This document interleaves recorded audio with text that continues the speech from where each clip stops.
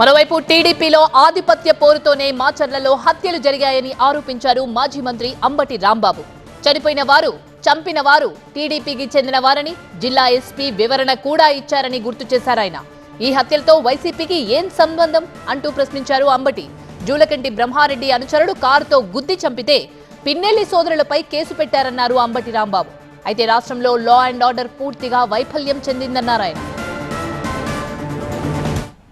తోట వెంకటరామయ్య వర్గం కానీ, జవిశెట్టి వెంకటేశ్వర్ల వర్గం కానీ, వీళ్ళిద్దరూ కూడా ఎప్పుడూ వైఎస్ఆర్ కాంగ్రెస్ పార్టీకి సంబంధము లేనటువంటి రెండు వర్గాలు. ఈ రెండు వర్గాల ఆధిపత్య పోరులో ఒక తెలుగుదేశం వర్గం మరొక తెలుగుదేశం వర్గాన్ని చంపేస్తే వైసీపీకి ఏం సంబంధం? ఈ హత్య కారణం మా పిల్లల రామకృష్ణారెడ్డి, పిన్నెల వెంకటరామరెడ్డి, వీళ్ళిద్దరూ కారణమట. ఎఫ్ఐఆర్ పెట్టేశారు, రిజిస్టర్ చేసేశారు. ఏంటిది? రాజకీయ కక్ష కాదా అని అడుగుతా ఉన్నా. పోలీసులు వెళ్ళి స్పాట్లో చూశారు. దాని మీద ఏముందో చూసారా?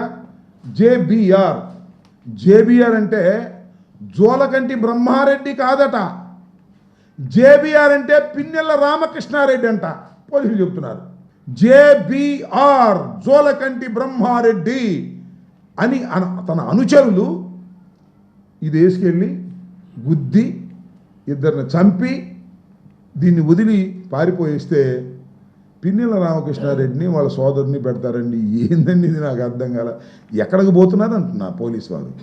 చంద్రబాబు అసలు మీకు మైండ్ ఉందా లేదా అంటున్నా. డెడ్ బాడీ దొరికితే ఎవరిని పెడితే ఆయన పెట్టేస్తావా? మీరు కొట్టుకున్నారు. మొన్న ఎక్కడండి ప్రకాశం జిల్లాలో వీరయ్య చౌదరి అంట, వాళ్ళు కొట్టుకున్నారు. సందు దొరకలా, సందుకి ఏమన్నా పెట్టేసేవాడు.